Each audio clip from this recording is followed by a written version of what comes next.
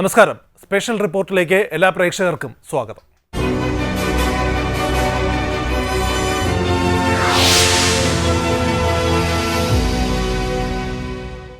തെരഞ്ഞെടുപ്പ് അടുത്തതോടെ കേരളത്തിൽ വിവാദ പെരുമഴയാണ്. CPM-ന് പെണ്ണുകേസാണ് എങ്കിൽ BJP-ക്ക് കേന്ദ്ര ഏജൻസികളെ കളത്തിലിറക്കിയുള്ള കുൽസിത നീക്കമാണ്. രണ്ടുപേരും ഇങ്ങനെ മാറി മാറി മത്സരിക്കുമ്പോഴാണ് പുതിയൊരു വാർത്ത കേരളം കേൾക്കുന്നത്. കിഫ്ബി മസാല ബോണ്ട് ഇടപാടിൽ മുഖ്യമന്ത്രി പിണറായി വിജയന് എൻഫോഴ്സ്മെന്റ് ഡയറക്ടറേറ്റ് നോട്ടീസ് അയക്കുന്നു.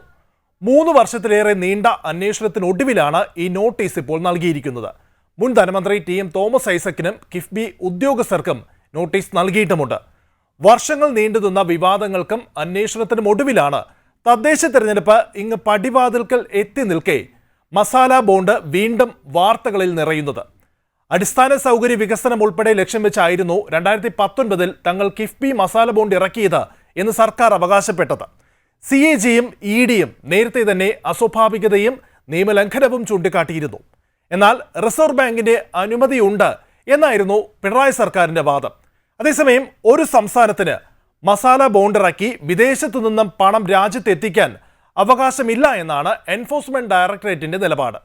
റിസർവ് ബാങ്കിന്റെ അനുമതി ഇല്ലാതെയാണ് വിദേശത്തു നിന്നും പണം സ്വീകരിച്ചു എന്നതായിരുന്നു പ്രധാനപ്പെട്ട ആരോപണം. സമാഹരിച്ച പണം കൊണ്ട് കിഫ്ബി ഭൂമി വാങ്ങിയത് ഫെമ ലംഘനമാണെന്നും ED വിശദീകരിക്കുകയാണ്. കേന്ദ്ര അന്വേഷണ സംഘം നമ്മുടെ മുഖ്യമന്ത്രിക്ക് മുകളിൽ വീണ്ടും വട്ടമിട്ട് പറക്കുന്നു എന്ന് തന്നെയാണ് ഈ ED-യുടെ നോട്ടീസിലൂടെ നമുക്ക് മനസ്സിലാക്കുവാൻ കഴിയുന്നത്. ഇതിനകം തന്നെ CBI-യുടെ അന്വേഷണം നേരിട്ട മുഖ്യമന്ത്രി, അതുപോലെ തന്നെ CBI-യുടെ കേസിൽ ലാവ്ലിൻ കേസുമായി ബന്ധപ്പെട്ട് ഇപ്പോഴും നിയമ നടപടി തുടരുകയാണ്. അതിനിടയിലാണ് മറ്റൊരു കേന്ദ്ര അന്വേഷണ സംഘമായ ED-യുടെ സമൻസ് കൂടി മുഖ്യമന്ത്രിക്ക് ലഭിച്ചിരിക്കുന്നത്. മസാല ബോണ്ടുമായി ബന്ധപ്പെട്ടാണ് ED-യുടെ ഈ സമൻസ് മുഖ്യമന്ത്രിക്ക് ലഭിച്ചത്. അതുപോലെ തന്നെ മുഖ്യമന്ത്രിക്ക് പുറമെ മുൻ ധനകാര്യമന്ത്രി തോമസ് ഐസക്ക്, അതുപോലെ തന്നെ കിഫ്ബിയുടെ CMD ആയ KM എബ്രഹാം എന്നിവർ ഉൾപ്പെടെയുള്ളവർക്ക് ഈ നോട്ടീസ്, ED-യുടെ നോട്ടീസ് ലഭിച്ചിരിക്കുകയാണ്. കേരളത്തിൽ നേരത്തെ തന്നെ ഈ മസാല ബോണ്ടുമായി ബന്ധപ്പെട്ട് വലിയ വിവാദങ്ങൾ തുടക്കം മുതൽ തന്നെ ഉയർന്നിരുന്നു. ഉയർന്ന തുകയ്ക്ക്, ഉയർന്ന പലിശ നിരക്കിൽ ഇത്തരത്തിൽ ഈ ബോണ്ട് സമാഹരിക്കുന്നു, അത്തരത്തിൽ ബോണ്ടിൽ പണം സമാഹരിക്കുന്നു, ഉയർന്ന പലിശ നിരക്കൊക്കെ തന്നെ ഇക്കാര്യത്തിൽ ഉണ്ടാകുന്നു. അതൊക്കെ തന്നെ വലിയ വിവാദം ഉയർത്തിയിരുന്നു. പ്രതിപക്ഷമടക്കമുള്ളവർ ഇക്കാര്യത്തിലൊക്കെയുള്ള നേരത്തെ മുതൽ തന്നെ അതുമായി ബന്ധപ്പെട്ട വലിയ വിമർശനങ്ങൾ ഉയർത്തിയിരുന്നതാണ്. അതിനെ തുടർന്ന് പിന്നീട് ഇതുമായി ബന്ധപ്പെട്ട അന്വേഷണങ്ങൾ നടക്കുകയായിരുന്നു. അതിനൊടുവിലാണ് ED ഇപ്പോൾ ഇത്തരത്തിൽ ഒരു നോട്ടീസ് മുഖ്യമന്ത്രിക്ക് അയച്ചിരിക്കുന്നത്. മുഖ്യമന്ത്രി വിദേശ യാത്രയിലായിരിക്കുന്ന വേളയിലാണ് ഇത്തരത്തിൽ ഒരു നോട്ടീസ് കൂടി ലഭിച്ചിരിക്കുന്നത്. കഴിഞ്ഞ ശനിയാഴ്ചയാണ് ഈ നോട്ടീസ് മുഖ്യമന്ത്രിക്ക് ലഭിക്കുകയും ചെയ്തത്. ഏതായാലും ED-യുടെ അന്വേഷണ പരിധിയിലേക്ക് മുഖ്യമന്ത്രി എത്തുന്നു. പക്ഷേ ഇതിന് മറ്റൊരു രാഷ്ട്രീയ മാനം കൂടി കൈവന്നിരിക്കുന്നു. നേരത്തെ തന്നെ നമുക്കറിയാം, ഈ തെരഞ്ഞെടുപ്പ് വേളയിലൊക്കെ തന്നെ BJP-യും അതുപോലെ തന്നെ CPM-ഉമായി പലതരത്തിലുള്ള അന്തർധാരകളുണ്ട്. അതൊക്കെ തന്നെ കഴിഞ്ഞ കാലങ്ങളിലൊക്കെ ഉണ്ടായ തെരഞ്ഞെടുപ്പുകളിലൊക്കെ തന്നെ വലിയ പ്രതിഫലനങ്ങൾ, വലിയ ചലനങ്ങൾ, വലിയ ചർച്ചകൾ, വലിയ വിവാദങ്ങളൊക്കെ തന്നെ ഉയർത്തുന്ന കാഴ്ച നമ്മൾ പലപ്പോഴും കണ്ടിട്ടുള്ളതാണ്. സമാനമായ രീതിയിൽ മറ്റൊരു തെരഞ്ഞെടുപ്പിലേക്ക് കേരളം നീങ്ങുന്ന വേളയിലാണ് മുഖ്യമന്ത്രിക്ക് ഈ സമൻസ് ലഭിച്ചിരിക്കുന്നത് എന്നത് ഇതിന്റെ രാഷ്ട്രീയ മാനം കൂടുതൽ വർദ്ധിപ്പിക്കുക തന്നെയാണ് ചെയ്യുന്നത്. ഏതായാലും നേരത്തെ ഈ വലിയ അല്ലെങ്കിൽ കരുവന്നൂർ ബാങ്കിലെ ഒക്കെ തന്നെ വലിയ തട്ടിപ്പുകളുമായി ബന്ധപ്പെട്ട് തൃശൂരിലടക്കം പാർലമെന്റ് തിരഞ്ഞെടുപ്പ് നടക്കുന്ന വേളയിൽ അതൊക്കെ തന്നെ വലിയ പ്രതിഫലനങ്ങൾ ഉണ്ടാക്കുന്ന കാഴ്ച നമ്മൾ കണ്ടിട്ടുള്ളതാണ്. അത്തരത്തിൽ ഓരോ തിരഞ്ഞെടുപ്പ് ഘട്ടത്തിലും മുഖ്യമന്ത്രിയെ വരുതിയിലാക്കുന്നതിന് വേണ്ടിയുള്ള ഒരു ശ്രമത്തിന്റെ ഭാഗമായിട്ടാണ് ഇത്തരത്തിൽ ED-യുടെ നോട്ടീസ് ഉണ്ടായത് എന്നുള്ള രാഷ്ട്രീയ വ്യാഖ്യാനങ്ങളൊക്കെ തന്നെ ഇതിനകം തന്നെ വന്നു കഴിഞ്ഞിരിക്കുന്നു. നേരത്തെ തന്നെ പലപ്പോഴും ഈ വലിയ അല്ലെങ്കിൽ CPM-ഉം BJP-യും തമ്മിലുള്ള അന്തർധാര മറയ്ക്കുന്നതിനൊക്കെയുള്ള മറ്റൊരു തന്ത്രമാണ് ഇതെന്നുള്ള വിമർശനം ഉയർന്നിരിക്കുന്നു. അത്തരത്തിൽ നേതാക്കളുടെ ഭാഗത്തു നിന്ന് പലതരത്തിലുള്ള വിമർശനങ്ങൾ ഇക്കാര്യത്തിൽ ഉയരുന്ന കാഴ്ചയാണ് നമുക്ക് കാണുവാൻ കഴിയുന്നത്. ഏതായാലും ഒരു കാര്യം വ്യക്തമായിരിക്കുന്നു, കേന്ദ്ര അന്വേഷണ സംഘത്തിന്റെ ആ ഒരു വലയത്തിൽ നമ്മുടെ മുഖ്യമന്ത്രിയും കുടുംബവും ഏറെക്കാലമായി അകപ്പെട്ടിരിക്കുന്നു. അത്തരത്തിൽ അകപ്പെട്ടിരിക്കുന്ന മുഖ്യമന്ത്രിക്ക് അതുപോലെ തന്നെ നേരത്തെ മുഖ്യമന്ത്രിയുടെ മകന് സമീപകാലത്ത് ED നോട്ടീസ് അയച്ചത് വലിയ രാഷ്ട്രീയ വിവാദം കേരളത്തിൽ സൃഷ്ടിച്ചിരുന്നു. അതിന് പിന്നാലെയാണ് മുഖ്യമന്ത്രിക്ക് തന്നെ നേരിട്ട് EDയുടെ നോട്ടീസ് എത്തിയിരിക്കുന്നത്. ഏതായാലും നമ്മുടെ മുഖ്യമന്ത്രിയുടെ തലയ്ക്ക് മീതെ കേന്ദ്ര അന്വേഷണ ഏജൻസികൾ വട്ടമിട്ട് പറക്കുന്നു എന്ന് തന്നെയാണ് ഈ EDയുടെ സമൻസിലൂടെ വ്യക്തമാകുന്നത്.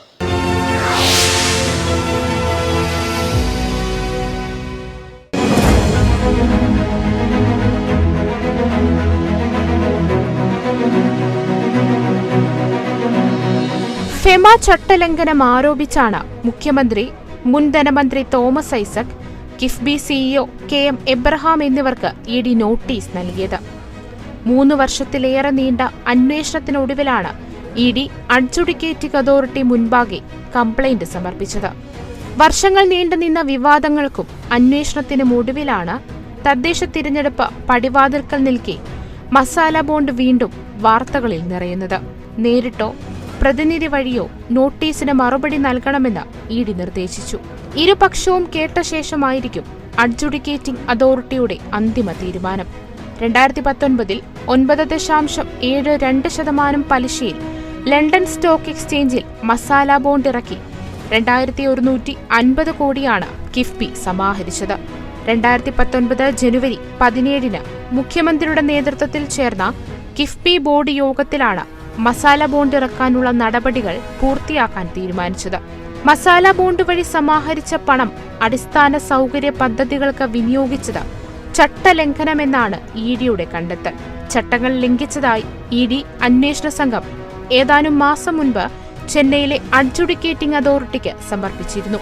കിഫ്ബിയുടെ മസാല ബോണ്ട് ഇടപാടിൽ വിദേശ നിക്ഷേപം സ്വീകരിക്കുന്നതിനുള്ള ഫെമ ചട്ടങ്ങൾ ലംഘിച്ചുവെന്നായിരുന്നു ആരോപണം. ഇതുമായി ബന്ധപ്പെട്ട് മുൻ ധനകാര്യമന്ത്രി തോമസ് ഐസക് ഉൾപ്പെടെയുള്ളവർക്ക് ED നോട്ടീസ് നൽകിയിരുന്നു.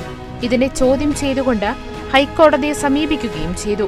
ഹർജി കോടതി തീർപ്പാക്കിയ സാഹചര്യത്തിലാണ് ED തുടർ നടപടികളിലേക്ക് നീങ്ങുന്നത്. പ്രളയാനന്തര അടിസ്ഥാന സൗകര്യ വികസനം ഉൾപ്പെടെ ലക്ഷ്യം വെച്ചായിരുന്നു 2019 കിഫ്ബി മസാല ബോണ്ട് ഇറക്കിയത്. CAGയും EDയും നേരത്തെ തന്നെ അസ്വാഭാവികതയും നിയമലംഘനവും ചൂണ്ടിക്കാട്ടിയിരുന്നു. എന്നാൽ റിസർവ് ബാങ്കിന്റെ അനുമതിയുണ്ടെന്നായിരുന്നു സംസ്ഥാന സർക്കാരിന്റെ വാദം. അതേസമയം ഒരു സംസ്ഥാനത്തിന് മസാല ബോണ്ട് ഇറക്കി വിദേശത്തു നിന്നും പണം രാജ്യത്തെത്തിക്കാൻ അവകാശമില്ലെന്നാണ് EDയുടെ നിലപാട്. അന്വേഷണത്തിന്റെ ഭാഗമായി കഴിഞ്ഞ വർഷം തോമസ് ഐസക്കിന് 2 തവണ ED സമൻസ് അയച്ചിരുന്നു.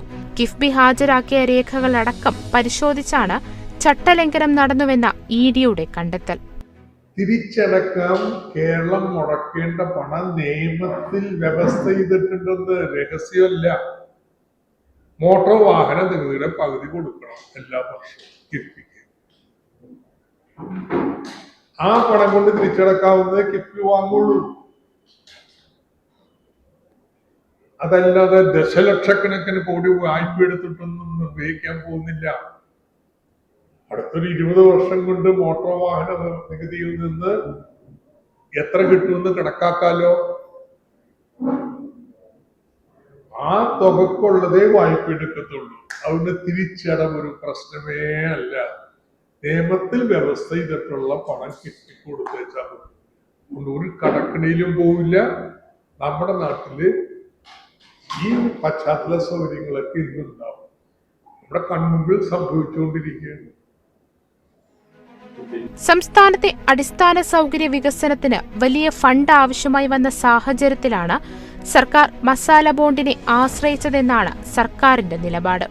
ബജറ്റിലെ തുക കൊണ്ട് മാത്രം വൻകിട വികസന പദ്ധതികൾ സാധ്യമല്ലെന്ന തിരിച്ചറിവായിരുന്നു ഈ നീക്കത്തിന് പിന്നിലെന്നും ന്യായീകരിക്കുന്നു.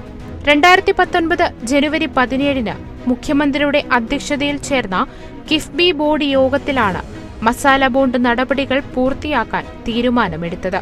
തുടർന്ന് 2019 മാർച്ചിൽ മസാല ബോണ്ട് വഴി കിഫ്ബി 2150 കോടി രൂപ വിദേശ വിപണിയിൽ നിന്നും സമാഹരിച്ചു.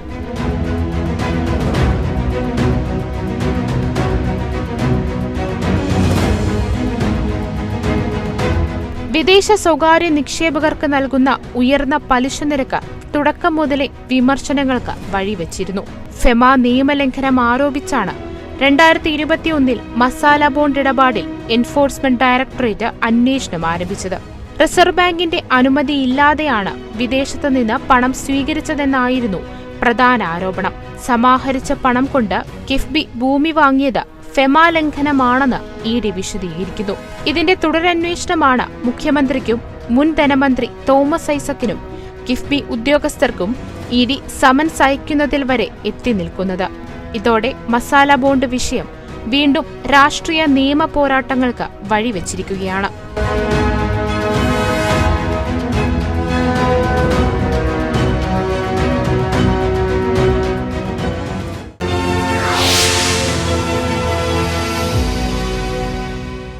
ആയിരത്തി 1999 നമ്മുടെ സംസ്ഥാനത്ത് രൂപീകരിക്കപ്പെട്ട Kerala infrastructure investment fund board ഇന്ന് ഒരു വെള്ളാനയായി മാറിയിരിക്കുകയാണ്.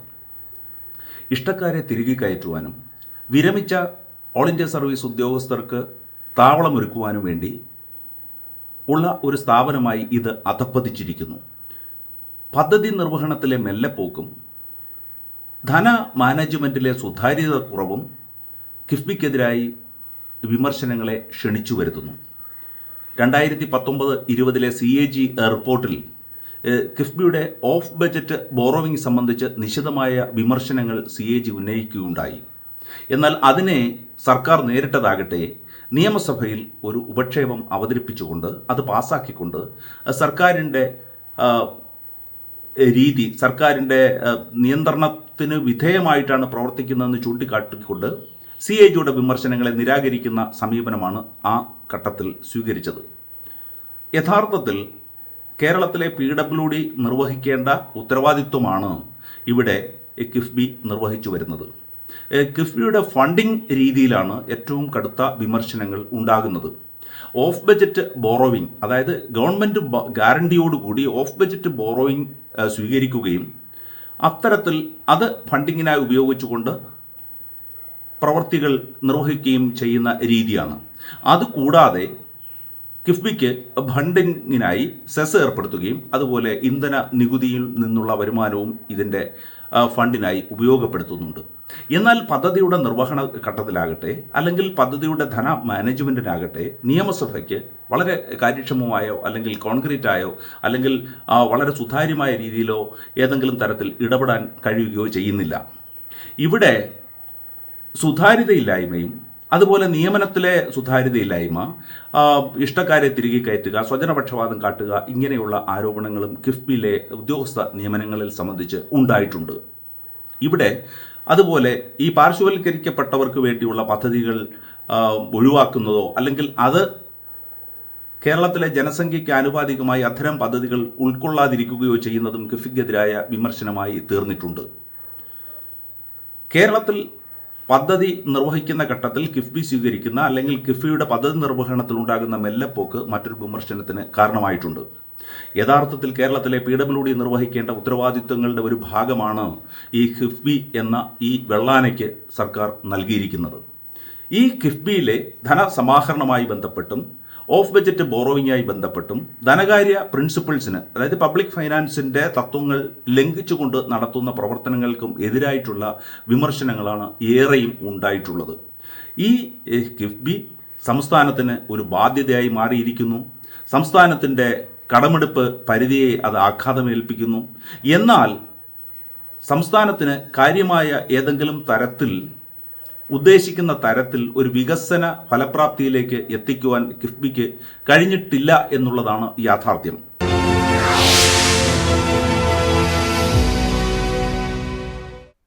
ലണ്ടൻ സ്റ്റോക്ക് എക്സ്ചേഞ്ചിൽ മണിയടിച്ച ലോകത്തെ ആദ്യ മുഖ്യമന്ത്രിയാണ് പിണറായി വിജയൻ എന്ന് CPM-ഉം സർക്കാരും കൊട്ടിഘോഷിച്ചത് നമ്മൾ ആരും മറന്നിട്ടില്ല. കിഫ്ബി അഭിമാനമെന്ന് പറഞ്ഞവർ ഇപ്പോൾ ഏതോ ഒരു കിഫ്ബി എന്ന് പറഞ്ഞൊഴിയുകയാണ്. മസാല ബോണ്ടിന് പിന്നിൽ ഗുരുതര അഴിമതിയും നടപടിക്രമങ്ങളുടെ ലംഘനവും നടന്നു എന്ന കാര്യത്തിൽ ആർക്കും സംശയമൊന്നുമില്ല. ഇപ്പോൾ ED നോട്ടീസ് അയച്ചത് തെരഞ്ഞെടുപ്പ് കാലത്ത് CPM-നെ ഭയപ്പെടുത്താൻ തന്നെയാണ്. നേരത്തെ പറഞ്ഞതുപോലെ തെരഞ്ഞെടുപ്പ് അടുക്കുമ്പോൾ CPM-ന് പെണ്ണുകേസും BJPക്ക് കേന്ദ്ര ഏജൻസികളുമാണല്ലോ അഭയകേന്ദ്രം. ഇപ്പോൾ ഈ നോട്ടീസൊക്കെ ഉണ്ടാക്കിയ പുകിൽ അന്വേഷണത്തിലേക്ക് പോകില്ല എന്ന് തീർച്ചയാണ്. BJP ഇതര പാർട്ടികൾ ഭരിക്കുന്ന മറ്റു സംസ്ഥാനങ്ങളിൽ രാഷ്ട്രീയ എതിരാളികളെ എൻഫോഴ്സ്മെന്റ് ഡയറക്ടറേറ്റ് വേട്ടയാടുമ്പോൾ കേരളത്തിൽ നോട്ടീസ് അയച്ച് ഒന്ന് ഭയപ്പെടുത്തും. മുഖ്യമന്ത്രിക്കും അദ്ദേഹത്തിന്റെ കുടുംബത്തിലെ പലർക്കും ഇത് ആദ്യമായിട്ടല്ല ഇഡിയുടെ ഈ നോട്ടീസ് ലഭിക്കുന്നത്. നോട്ടീസിനെ കുറിച്ച് പിന്നീട് ഒരു വിവരവും ഉണ്ടാകില്ല എന്നതാണ് ഒരു യാഥാർത്ഥ്യം. അതൊരു തമാശയാണ്, ഒരു ഒത്തേളിയാണ്. മുഖ്യമന്ത്രിയുടെ മകന് ഇഡി അയച്ച നോട്ടീസ് ഇപ്പോൾ ആകാശത്തിൽ പറന്നെടുക്കുക. അത് ഇല്ലത്തൊന്ന് പുറപ്പെട്ടു, ഉമ്മത്ത് എത്തിയിട്ടുമില്ല. സ്വർണ്ണ കള്ളക്കടത്ത് കേസ് എവിടെ എത്തി? അന്നും നോട്ടീസ് അയച്ചായിരുന്നു. വലിയ കാര്യങ്ങൾ ചെയ്യുമെന്ന് പറഞ്ഞു, അത് ഒത്തുതീർപ്പാക്കി, ഒതുക്കി തീർത്തു. ലാവ്ലിൻ കേസ് എത്ര പ്രാവശ്യം അവധി മാറ്റി, എത്ര കൊല്ലം നീട്ടി. ഇത് തെരഞ്ഞെടുപ്പ് സമയത്ത് അദ്ദേഹത്തെ സഹായിക്കാൻ വേണ്ടി കേരള സർക്കാരുകളുടെ ഒത്തുകളിയാണ്. ഒരു പുതുമയില്ല, ഒന്നും സംഭവിക്കാൻ പോകുന്നില്ല. മല എലിയാണ് പ്രസവിക്കാൻ പോകുന്നത്. അന്താരാഷ്ട്ര മാർക്കറ്റിൽ ഇത് കിട്ടെടുക്കാൻ അപ്പോഴാണ് പോയി ഇത്രയും വലിയ പലിശയ്ക്ക് എടുത്തിരിക്കുന്നത്. മാത്രമല്ല അതിന്റെ എല്ലാ നടപടിക്രമങ്ങളും ലംഘിച്ചുകൊണ്ടാണ്. ഭരണഘടനയുടെ 293(1) വകുപ്പ് അരിച്ച് ആ വകുപ്പിനെ ലംഘിച്ചുകൊണ്ടാണ് ഇതെടുത്തിരിക്കുന്നത്. മാത്രമല്ല SNC ലാവലിനുമായി ബന്ധമുള്ള CDPQ എന്ന കമ്പനിയിൽ നിന്നാണ് ഇത് ചെയ്തിരിക്കുന്നത്. അന്നത്തെ ധനകാര്യമന്ത്രി നൽകിയ വിശദീകരണം മുഴുവൻ തെറ്റായിരുന്നു. ഇപ്പം അദ്ദേഹം പറയുന്നത് തെറ്റാണ്. അത് കാനഡയിലെ ക്യൂബക് പ്രവിശ്യയിലെ പ്രൈവറ്റ് പ്ലേസ്മെന്റ് ആയിട്ടാണ് ഇത് നടത്തിയത്. എന്നിട്ട് ഇതൊക്കെ വാങ്ങിച്ചു കഴിഞ്ഞിട്ട് പിന്നെ ലണ്ടനിൽ പോയി മുഖ്യമന്ത്രി മണിയടിക്കുക മാത്രമാണ് ചെയ്തത്. ഈ മണിയടിച്ചത് വലിയ സംഭവമായിട്ടൊന്ന് കൊട്ടിഘോഷിച്ചു. ആദ്യത്തെ മുഖ്യമന്ത്രിയാണ് മണിയടിക്കുന്നതെന്ന് പറഞ്ഞു. അത് അവിടെ ബോണ്ട് നിക്ഷേപിക്കുന്ന ഏത് കമ്പനിയുടെ തലവനും അവിടെ 1.5 മണിക്കൂർ 2 മണിക്കൂർ നേരം മണിയടിക്കാനുള്ള സമയമുണ്ട്. മുഖ്യമന്ത്രി എന്നുള്ള നിലയിൽ അദ്ദേഹം അല്ല മണിയടിച്ചത്, കിഫ്ബിയുടെ ചെയർമാൻ എന്നുള്ള നിലയിലാണ് പോയി മണിയടിച്ചത്. അതിന് കേരളം മുഴുവനുള്ള കൊട്ടിഘോഷിക്കപ്പെട്ട ലണ്ടനിലെ സ്റ്റോക്ക് എക്സ്ചേഞ്ചിൽ മണിയടിച്ച ആദ്യത്തെ മുഖ്യമന്ത്രി എന്നെല്ലാം പറഞ്ഞ് കൊട്ടിഘോഷിച്ച് ഇല്ലാത്ത കാര്യങ്ങൾ PR സ്റ്റണ്ടായിരുന്നു ഇത് മുഴുവൻ നടത്തിയിരുന്നത്. ഇതിന്റെ പുറകിൽ അഴിമതി ഉണ്ടായിരുന്നു. നരേന്ദ്രമോദിയും പിണറായി വിജയനും തമ്മിലുള്ള ഭായി ബന്ധം ED നോട്ടീസുകളെയൊക്കെ കാറ്റിൽ പറത്തി എന്നതാണ് സത്യം. അതേ ഒരവസ്ഥ ഇതിനും ഉണ്ടാകും എന്ന് ഞങ്ങൾ പ്രതീക്ഷിക്കുകയാണ്. ലണ്ടൻ സ്റ്റോക്ക് എക്സ്ചേഞ്ചിൽ ലിസ്റ്റ് ചെയ്ത 16 ഇന്ത്യൻ കമ്പനികൾക്ക് 5.5% മുതൽ 7.5% വരെ പലിശയ്ക്കാണ് മസാല ബോണ്ട് ഇറക്കിയത്. മുഖ്യമന്ത്രിക്ക് ഇടയ്ക്കിടയ്ക്ക് നോട്ടീസ് കിട്ടുന്നുണ്ട് EDയുടെ. അത് ഇലക്ഷൻ എടുക്കുമ്പോൾ ഒന്നുകൂടെ BJPക്ക് അനുകൂലമായിട്ടുള്ള സ്റ്റാൻഡ് എടുപ്പിക്കാൻ വേണ്ടിയിട്ടാണ്. പക്ഷേ ആര് പൊക്കിയാലും കേരളത്തിലെ BJP പൊങ്ങില്ല, അത് മറ്റൊരു കാര്യം. അപ്പോൾ ഞാൻ പറഞ്ഞല്ലോ, ഇന്ത്യ സഖ്യത്തിലെ മുഖ്യമന്ത്രിമാർക്കുള്ള EDയുടെ ഭീഷണി കേരളത്തിൽ ഏതായാലും ഇല്ല. ഇടയ്ക്ക് ED നോട്ടീസ് അയക്കും, ഇടയ്ക്കൊന്ന് പേടിപ്പിക്കും, അതങ്ങനെ തന്നെ കെട്ടുപോകും. അതാണ് ഇപ്പോഴത്തെ ഒരവസ്ഥ എന്ന് പറയുന്നത്. ഇതൊക്കെ മറച്ചു വയ്ക്കാൻ വേണ്ടിയിട്ടാണ് ഇപ്പോൾ പലരും മാങ്കൂട്ടത്തിലുമായിട്ട് ഇറങ്ങിയിട്ടുള്ളത്. കമ്മ്യൂണിസ്റ്റ് പാർട്ടി ഓഫ് ഇന്ത്യ മാർക്സിസ്റ്റിന്റെ പോളിറ്റ് ബ്യൂറോ അംഗം സഖാവ് പിണറായി വിജയനും കേന്ദ്ര കമ്മിറ്റി അംഗം സഖാവ് തോമസ് ഐസക്കും ഈ മൂലധന രാഷ്ട്രീയത്തിനെതിരായും ആഗോള മൂലധന ശക്തികൾക്കെതിരായി അതിനിശ്ചിതമായി വിമർശനം നടത്തുന്ന സുപ്രധാന 2 നേതാക്കന്മാർ ലണ്ടൻ സ്റ്റോക്ക് എക്സ്ചേഞ്ചിൽ പോയി മുതലാളിത്തത്തിന്റെ പറുദീസയായ ലണ്ടൻ സ്റ്റോക്ക് എക്സ്ചേഞ്ചിൽ രാവിലെ 8 മണിക്ക് പോയി ബെല്ലടിച്ച് ലണ്ടൻ സ്റ്റോക്ക് എക്സ്ചേഞ്ച് തുറന്ന് ഈ ട്രാൻസാക്ഷൻ ഇനാഗുറേറ്റ് ചെയ്തു എന്ന് പറഞ്ഞാൽ അതിലും രാഷ്ട്രീയമായി ഒരു ഇടതുപക്ഷ പാർട്ടി എന്ന നിലയിൽ അപമാനകരമായിട്ടുള്ള ഒരു അവസ്ഥ, അതിനപ്പുറത്തേക്ക് എന്ത് അപമാനമാണുള്ളത്? അതിനും രാഷ്ട്രീയമായി മറുപടി പറയാൻ CPIM ബാധ്യസ്ഥമാണ്. ലണ്ടൻ സ്റ്റോക്ക് എക്സ്ചേഞ്ച് പോലെയുള്ള ഊഹക്കച്ചവടത്തിന്റെയും മൂലധന ശക്തികളുടെയും കേന്ദ്രമെന്ന് വിശേഷിപ്പിക്കാൻ കഴിയുന്ന ലണ്ടൻ സ്റ്റോക്ക് എക്സ്ചേഞ്ചിൽ CPMന്റെ പോളിറ്റ് ബ്യൂറോ അംഗമായിട്ടുള്ള സംസ്ഥാന മുഖ്യമന്ത്രിയാണ് പോയി ബെല്ലടിച്ച് സ്റ്റോക്ക് എക്സ്ചേഞ്ച് ഓപ്പൺ ചെയ്യുന്നത് ഒരു ദിവസം രാവിലെ 8 മണിക്ക്. എന്തൊരു വിരോധാഭാസമാണ് എന്നുള്ളത് ആലോചിക്കണം.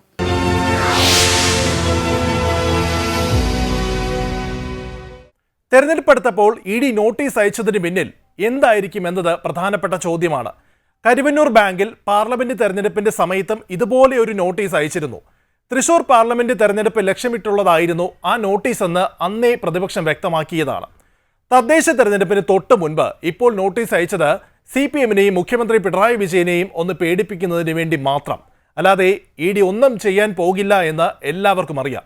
ഇതിനു മുൻപും നേരത്തെ സൂചിപ്പിച്ചതുപോലെ മുഖ്യമന്ത്രിയുടെ വീട്ടിലേക്ക് ഒരു നോട്ടീസ് അയച്ചിരുന്നു. ആ നോട്ടീസിനെ കുറിച്ച് പിന്നീട് ഒരു വിവരവും ഉണ്ടായില്ല.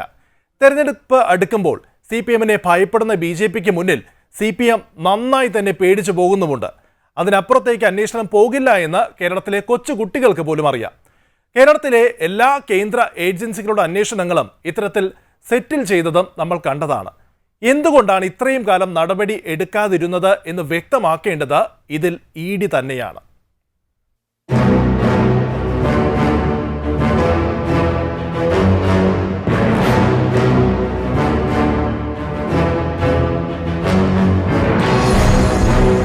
കേന്ദ്ര ഏജൻസികളുടെ നടപടികളെ വേട്ടയാടൽ എന്നാണ് CPM എല്ലാ കാലത്തും വിശേഷിപ്പിച്ചിരുന്നത്. ഇപ്പോൾ മുഖ്യമന്ത്രി പിണറായി വിജയന് മസാല ബോണ്ടിൽ ഫെമ നിയമം ലംഘിച്ചതിന് ED നോട്ടീസ് ലഭിക്കുമ്പോഴും ഇതേ നിലപാട് പറഞ്ഞാണ് CPM പ്രതികരണങ്ങൾ. കൂടാതെ തിരഞ്ഞെടുപ്പ് കാലത്ത് പ്രതീക്ഷിച്ചിരുന്ന രാഷ്ട്രീയ പ്രതികാര നടപടി എന്ന് പറഞ്ഞ് ലഘൂകരിക്കുകയും ചെയ്യുന്നു. വാർത്ത പുതുതായിട്ട് വന്നിട്ടുണ്ട്. എല്ലാ തെരഞ്ഞെടുപ്പിലും വരാറുണ്ട്. പഞ്ചായത്ത് തെരഞ്ഞെടുപ്പിലും കഴിഞ്ഞ പ്രാവശ്യം പഞ്ചായത്ത് തെരഞ്ഞെടുപ്പ് വന്നിട്ടുണ്ട്. പിന്നെ അസംബ്ലി തെരഞ്ഞെടുപ്പിന്റെ ഭാഗത്ത് വന്നിട്ടുണ്ട്. പാർലമെന്റ് തെരഞ്ഞെടുപ്പിന്റെ ഭാഗത്ത് വന്നിട്ടുണ്ട്. ഇപ്പോൾ വന്നിട്ടുണ്ട്. ഞാനിങ്ങനെ ആലോചിക്കായിരുന്നു എന്തുകൊണ്ടാണ് ED കടലാസൊന്നും അയക്കാതിരുന്നത്. അപ്പം നോക്കുമ്പോൾ ഇപ്പോൾ നിങ്ങൾ പറയുമ്പോൾ കടലാസ് വന്നു എന്നുള്ളത് വ്യക്തമായി. ഇതെല്ലാം രാഷ്ട്രീയ കളിയല്ലേ. ഈ കളിയെല്ലാം കേരളം കൃത്യമായിട്ട് മനസ്സിലായില്ലേ. 1,00,000 കോടി രൂപയുടെ വികസന പ്രവർത്തനത്തിന് നേതൃത്വം കൊടുത്തതാണ് കിഫ്ബി. ഈ കേരളത്തിന്റെ ഒരു അറ്റം മുതൽ മറ്റൊരറ്റം വരെ സഞ്ചരിക്കുമ്പോൾ കിഫ്ബിയുടെ കൃത്യമായിട്ടുള്ള പദ്ധതിയിലൂടെ മാത്രമേ സഞ്ചരിക്കാൻ പറ്റുള്ളൂ ഒരു മനുഷ്യന്. അതാണ് കിഫ്ബി.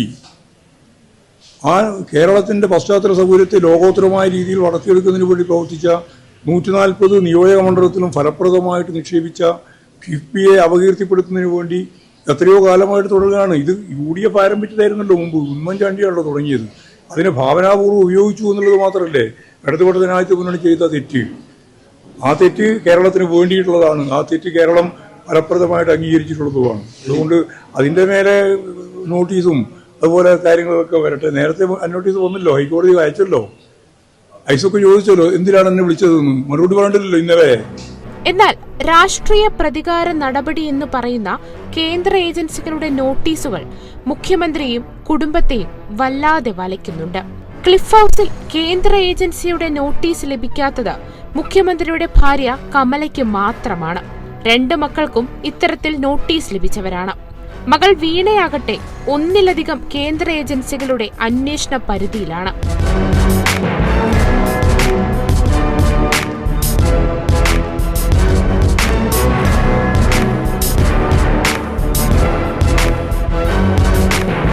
പിണറായി വിജയന് കുരുക്കായി എല്ലാ കാലത്തുമുള്ള ലാവ്ലിൻ കേസ് ഇപ്പോഴും സജീവമാണ്. പിണറായിയെ പ്രതിപട്ടികയിൽ നിന്നും ഒഴിവാക്കിയതിനെതിരെ CBI നൽകിയ അപ്പീൽ ഇപ്പോഴും സുപ്രീം കോടതിയുടെ പരിഗണനയിലാണ്. പലതവണ മാറ്റിവെച്ച കേസ് ഇപ്പോഴും അനന്തമായി നീളുന്നു. ഇതുകൂടാതെ നയതന്ത്ര ചാനൽ സ്വർണ്ണക്കടത്ത്, ലൈഫ് മിഷൻ തട്ടിപ്പ്, CMRL മാസപ്പടി എന്നിങ്ങനെ കേന്ദ്ര ഏജൻസികൾ അന്വേഷിക്കുന്ന കേസുകളിൽ മുഖ്യമന്ത്രി ആരോപണ നിഴലിലാണ്.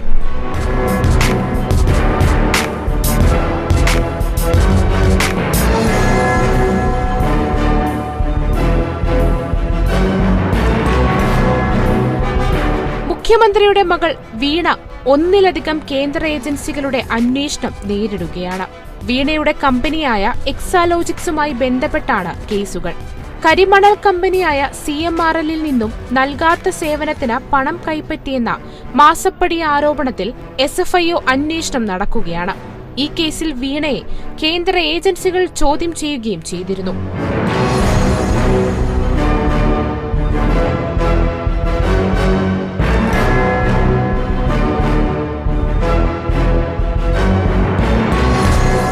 മുഖ്യമന്ത്രിയുടെ മകൻ വിവേക് വിജയന് ലാവ്ലിൻ കേസിൽ ED സമൻസ് ലഭിച്ചതും കേരളം മറന്നിട്ടില്ല. 2023 ഫെബ്രുവരി 14 രാവിലെ 10:30 EDയുടെ കൊച്ചി ഓഫീസിൽ ഹാജരാകണമെന്നായിരുന്നു ED സമൻസിലെ ആവശ്യം. എന്നാൽ വിവേക് കിരൺ ഹാജരായില്ല എന്നാണ് വിവരം. ഇങ്ങനെ നിരവധി അന്വേഷണങ്ങൾ നടക്കുന്നുണ്ടെങ്കിലും കാര്യമായ നടപടി നടന്നുവെന്ന് ഒരു കേസിലും പറയാൻ കഴിയില്ല. നയതന്ത്ര ചാനൽ സ്വർണ്ണക്കടത്ത് കേസിൽ മുഖ്യമന്ത്രിയുടെ പ്രിൻസിപ്പൽ സെക്രട്ടറി M. ശിവശങ്കരൻ അറസ്റ്റിലായിട്ടും കേന്ദ്ര ഏജൻസികൾ ഒരു ഘട്ടത്തിൽ പോലും സെക്രട്ടേറിയറ്റിലേക്കോ ക്ലിഫ് ഹൌസിലേക്കോ അന്വേഷണവുമായി എത്തിയിട്ടില്ല. തിരഞ്ഞെടുപ്പ് സമയത്തെ നോട്ടീസ് അയക്കലിൽ നടപടികൾ ഒതുങ്ങുകയാണ്. അതുപോലെ തന്നെ കരുവന്നൂർ സഹകരണ ബാങ്ക് തട്ടിപ്പിൽ AC മൊയ്തീൻ അടക്കമുള്ള CPM നേതാക്കൾക്ക് എതിരായ EDയുടെ അന്വേഷണവും കാര്യമായി മുന്നോട്ടു പോയിട്ടില്ല. അതുകൊണ്ട് തന്നെയാണ് BJP CPM മന്ത്രധാര എന്ന പ്രതിപക്ഷ ആരോപണം സജീവമാകുന്നത്. ഇതിപ്പോ ലോക്കൽ ബോഡി ഇലക്ഷൻ നടക്കുന്നതിന്റെ ഒരു 10 ദിവസം മുമ്പ് നോട്ടീസ് അയച്ചിരിക്കുന്നതും CPMനെയും മുഖ്യമന്ത്രി ഒന്ന് പേടിപ്പിക്കുന്നതിന് വേണ്ടിയിട്ടാണ്. അല്ലാതെ ED ഒന്നും ചെയ്യില്ല. ED ബാക്കിയുള്ള ഇന്ത്യയിലെ രാഷ്ട്രീയ എതിരാളികളെ മുഴുവൻ വേട്ടയാടുമ്പോൾ ഇവിടെ ഇടയ്ക്ക് ഇങ്ങനെ ഒരു നോട്ടീസ് അയച്ച് ഭയപ്പെടും. ഇന്നാളൊരു നോട്ടീസ് പോയല്ലോ, ആ നോട്ടീസിനെ കുറിച്ച് യാതൊരു വിവരവും ഇല്ലല്ലോ. വേറെ വീട്ടിലേക്കൊരു മുഖ്യമന്ത്രിയുടെ വീട്ടിലേക്കൊരു നോട്ടീസ് പോയല്ലോ, ആ നോട്ടീസിനെ കുറിച്ച് പിന്നെ യാതൊരു വിവരവും ഇല്ല. അപ്പൊ ഇത് തെരഞ്ഞെടുപ്പ് അടുക്കുമ്പോൾ CPMനെ ഭയപ്പെടുത്തുന്നതിന് വേണ്ടി CPM ഭയപ്പെടാറുണ്ട്. തൃശൂർ പാർലമെന്റ് ഇലക്ഷനിൽ ഈ കരുവന്നൂർ ബാങ്കിന്റെ കാര്യവും മറ്റു കാര്യങ്ങളും എല്ലാം വന്നുകൊണ്ട് CPMനെ ഭയപ്പെടുത്തി അവിടെ അവരെ വിധേയരാക്കി BJPക്ക് ജയിക്കാനുള്ള സാഹചര്യം ഉണ്ടാക്കിയതുപോലെ കേരളത്തിൽ BJPയെ സഹായിക്കാൻ വേണ്ടിയിട്ടുള്ള പേടിപ്പിച്ച് CPM നേതൃത്വത്തെ പേടിപ്പിച്ചുണ്ടാക്കുന്ന ഒന്നല്ലാതെ ഞാൻ കൂടുതലൊന്നും ED ചെയ്യില്ല.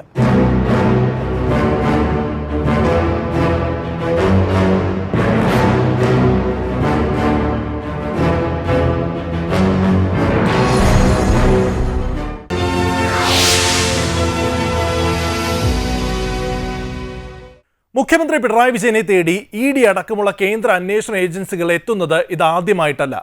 നേരത്തെ സ്വർണ്ണക്കടത്ത് കേസിലും ലൈഫ് മിഷൻ കേസിലും കരുവന്നൂരും മാസപ്പടിയിലുമൊക്കെ മുഖ്യമന്ത്രിക്കോ അദ്ദേഹത്തിന്റെ കുടുംബാംഗങ്ങൾക്കോ പലതവണയായി നോട്ടീസ് നൽകിയിട്ടുണ്ട്.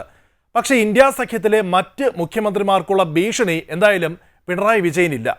തെരഞ്ഞെടുപ്പ് അടുക്കുമ്പോൾ BJP അനുകൂല നിലപാട് എടുപ്പിക്കാനാണ് ഈ നീക്കം എന്നത് തീർച്ചയാണ്. സംസ്ഥാനത്ത് പിണറായി സർക്കാരിന് പ്രതികൂലമായ ഒരു വിഷയമുണ്ടാകുമ്പോൾ അതിൽ നിന്നും രക്ഷപ്പെടുത്താൻ ശ്രമിക്കുന്നത് BJPയാണ്. സമാനമായ രീതിയിൽ BJPക്കുള്ള സഹായഹസ്തവുമായി CPMും പലപ്പോഴും ഒരു മാലാഖയുടെ രൂപത്തിലെത്താറുമുണ്ട്. അതിൻ്റെ ഏറ്റവും ഒടുവിലത്തെ ഉദാഹരണമായിട്ട് വേണം ഇതിനെയും കാണാൻ. കാരണം ഇതിന് മുൻപ് ഉയർന്നു വന്ന ആരോപണങ്ങൾ എല്ലാം വളരെ നിസ്സാരമായി ഒതുക്കി തീർക്കുന്ന സാഹചര്യമാണ് നമ്മൾ കണ്ടത്. ഇത്തവണയും വരാൻ പോകുന്ന തെരഞ്ഞെടുപ്പ് മുന്നിൽ കണ്ട് നടത്താൻ പോകുന്ന ഡീലിൻ്റെ ഭാഗമാണ് ഇതെന്ന് തീർച്ചയാണ്. ജയ് ഹിന്ദ്.